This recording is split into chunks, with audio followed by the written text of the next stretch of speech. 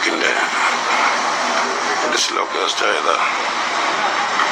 വെയിനെ സെപ്പറേറ്റായി, vein കട്ടായി, loose അറിഞ്ഞു, ഇല്ലെങ്കിൽ പാരലൈസ്ഡ് ആയിരുന്നു.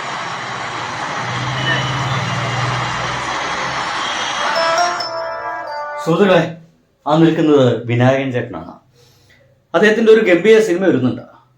നമുക്കെല്ലാവർക്കും അറിയുന്ന ആടെന്ന് പറയുന്ന അതിൻ്റെ 3ാമത്തെ സീരീസ് നമ്മൾ മുമ്പിലേക്ക് എത്താൻ പോകണം. അതിൻ്റെ ഷൂട്ടിംഗ് നടക്കുന്ന കഴിഞ്ഞ ദിവസം ഒരു ഫൈറ്റ് സീനിൻ്റെ സമയത്ത് ഇദ്ദേഹത്തിനൊരു പരിക്ക് പറ്റിയത്.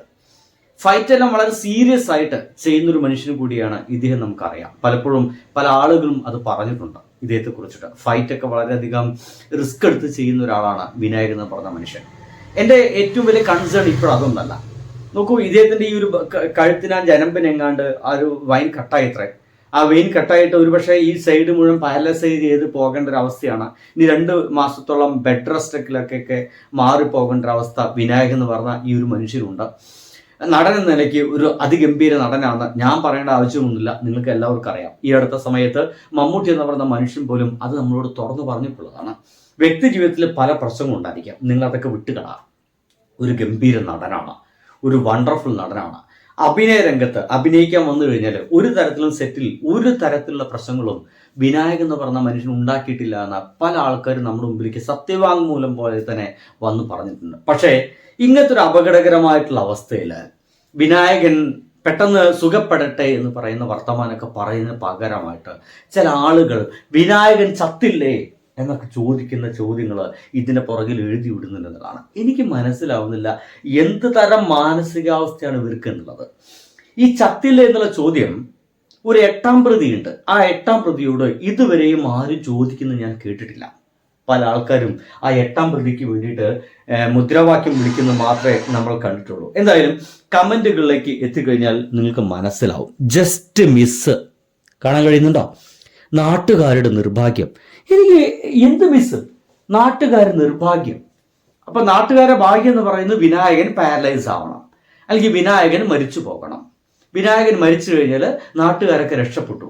ഈ പറയുന്നവൻ്റെയോ അല്ലെങ്കിൽ നമ്മുടെയോ നാട്ടുകാരുടെയോ എന്തെങ്കിലും വ്യക്തിപരമായിട്ടുള്ള പ്രശ്നങ്ങൾ ഇദ്ദേഹം ഇടപെട്ട് നാശമാക്കിയിട്ടുണ്ടോ? ഏതെങ്കിലും ഒരു സിനിമാ മേഖല അല്ലെങ്കിൽ മറ്റേതെങ്കിലും മേഖലയിൽ വർക്ക് ചെയ്യുന്ന ഒരു പെൺകുട്ടിയെ ഏതെങ്കിലും വാനിൽ കൊണ്ടുപോയിട്ട് പീഡിപ്പിക്കുന്ന അവസ്ഥയിൽ പെട്ടിട്ട് അതിന് ഭാഗമായിട്ട് 8ാം പ്രതിയായിട്ട് ജയിലിൽ കിടക്കേണ്ട അവസ്ഥ വിനായകൻ ഉണ്ടായിട്ടുണ്ടോ? എൻ്റെ ചോദ്യങ്ങൾക്ക് വ്യക്തമായിട്ടുള്ള ഉത്തരം ഈ പറയുന്ന ആളുകൾക്ക് തന്നാൽ നന്നായിരിക്കും. ഇനി കുറച്ചു കാലം കഞ്ചാവ് അടിക്കാതിരിക്കാമെന്നാണ് മറ്റൊരുവന്റെ കമന്റ്. എനിക്ക് തോന്നുന്നത് ഇവൻ എങ്ങാണ്ട് വിനായകൻ ചേട്ടന് കമ്പനി കൊടുക്കുന്നുണ്ടോ എന്ന് എനിക്ക് സംശയം തോന്നിപ്പോകുന്നു. കഞ്ചാവ് അടിക്കാതിരിക്കുക എന്ന് പറയുമ്പോൾ ഇദ്ദേഹം ആ കമ്പനി കൊടുത്തിട്ടുണ്ടെങ്കിലല്ലേ അതൊക്കെ തിരിച്ചറിയാൻ സാധിക്കുള്ളൂ. കഴിഞ്ഞില്ല. എന്നാൽ അതേ സമയത്ത് തന്നെ നല്ല ആൾക്കാരുണ്ട് കേട്ടോ. ഗെറ്റ് വെൽ സൂൺ ഇത്രയേ ഉള്ളൂ ഡാഷ് മനുഷ്യൻ.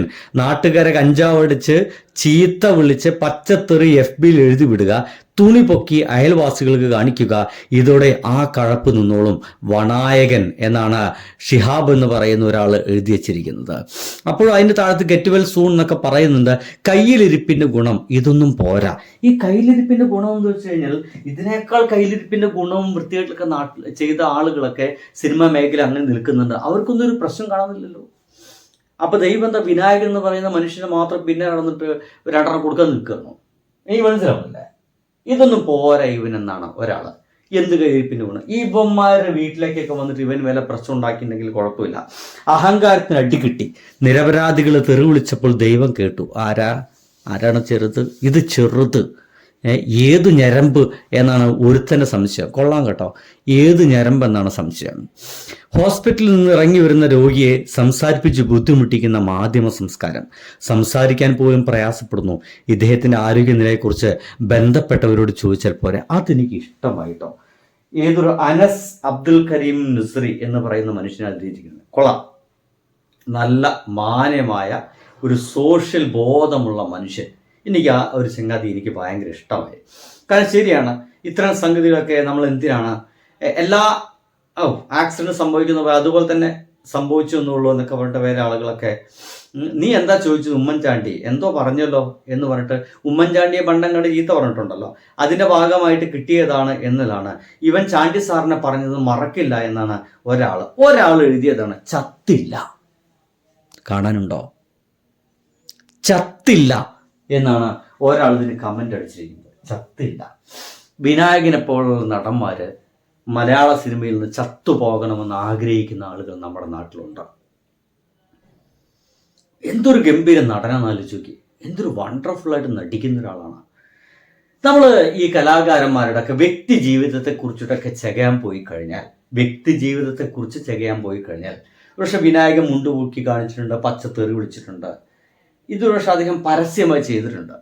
ഇങ്ങനെ പരസ്യമായിട്ട് ഇതൊന്നും ചെയ്യാതെ എന്നാൽ രഹസ്യമായിട്ട് ഇതിനേക്കാൾ വൃത്തികേടിൽ ചെയ്ത ആളുകളൊക്കെ ഉണ്ടാവാൻ സാധ്യതയില്ലേ? അപ്പോൾ ഓരോ നടന്മാരുടെയും നടിമാരുടെയും എഴുത്തുകാരുടെയും ഒക്കെ പാട്ടുകാരുടെയും പാട്ടുകാരികളുടെയും ഒക്കെ വ്യക്തി ജീവിതത്തെക്കുറിച്ച് ചെകയാൻ പോയി കഴിഞ്ഞാൽ പലർക്കും പല പ്രശ്നങ്ങളുണ്ടാവുന്നേ.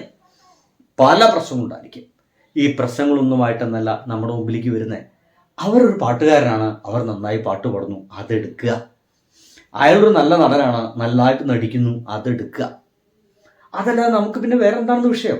ഇനിയിപ്പോൾ ദിലീപിൻ്റെ വിഷയം കഴിഞ്ഞു. അദ്ദേഹം നന്നായിട്ട് അഭിനയിച്ചിട്ടുണ്ടോ സിനിമ, അത് അംഗീകരിക്കുക. അയാൾ വ്യക്തിജീവിതത്തിൽ പ്രശ്നങ്ങൾ സംഭവിച്ചിട്ടുണ്ടോ, അയാൾ വൃത്തികൾ ചെയ്തിട്ടുണ്ടോ, നിയമത്തിൻ്റെ വഴിക്ക് പോട്ടെന്നേ. അയാൾ അറസ്റ്റ് ചെയ്യാനുള്ള കുറ്റങ്ങൾ ചെയ്തിട്ടുണ്ടെങ്കിൽ അറസ്റ്റ് ചെയ്യപ്പെട്ടെന്ന്, ജയിൽ അടക്കട്ടെന്ന്. ഇതല്ലേ നമുക്ക് പറയാൻ പറ്റുള്ളൂ. അതിനപ്പുറത്ത് നമുക്ക് വേറെ എന്താണ് സംസാരിക്കാനുള്ളത്? എന്തായാലും വിനായകനെതിരെയുള്ള ഈ ആക്രമണങ്ങളൊക്കെ നമ്മുടെ സമൂഹത്തിൽ കൂടിക്കൊണ്ടിരിക്കുന്നു. ഇനി വിനായകന് മാത്രമല്ല കേട്ടോ, ഇതേപോലെ അത് വിനായകന്റെ എതിരെ മാത്രമേ ഉണ്ടാവുള്ളൂ. ഞാൻ പറഞ്ഞ ആ 8-ാം പ്രതിയുടെ ഒരു പോസ്റ്റിന് താഴെയും ഇമാതിരി മറുപടി നമുക്ക് കാണാൻ സാധിക്കില്ല. അതൊരു പ്രത്യേകതരം മെന്റാലിറ്റിയാണ്, ഒരു മനോഭാവമാണ് നമ്മുടെ മലയാളികൾക്കുള്ളത് എന്നുള്ളത് പറയാതിരിക്കാൻ പറ്റില്ല കേട്ടോ. നിങ്ങളുടെ അഭിപ്രായം എന്ത് തന്നെയായാലും ഒന്ന് എഴുതിക്കുക. ബൈ.